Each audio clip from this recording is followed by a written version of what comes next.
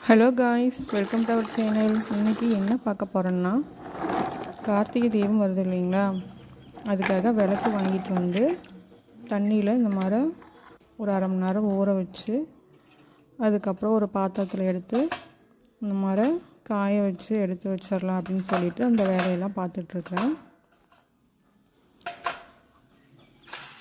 இது வந்து வெயிலில் கொண்டு போய் இப்போ காய வச்சிடலாம்.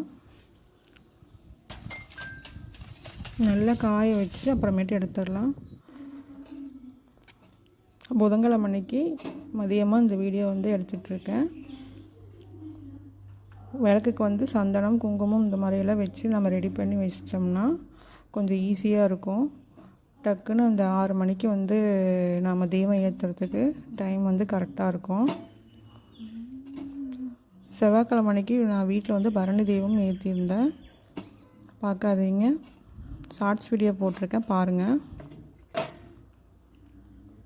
இந்த மாதிரி வந்து நம்ம ரெடி பண்ணி எடுத்து வச்சிட்டோம்னா கொஞ்சம் ஈஸியாக இருக்கும்.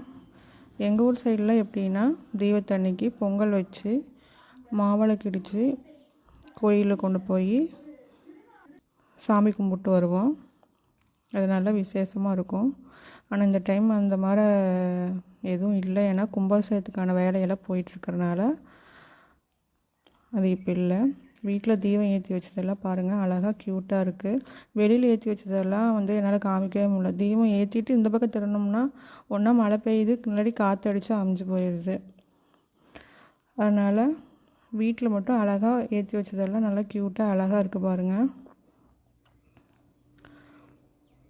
இந்த வீடியோ பிடிச்சிருந்தால் லைக் பண்ணுங்கள். தேங்க்ஸ் ஃபார் வாட்சிங்.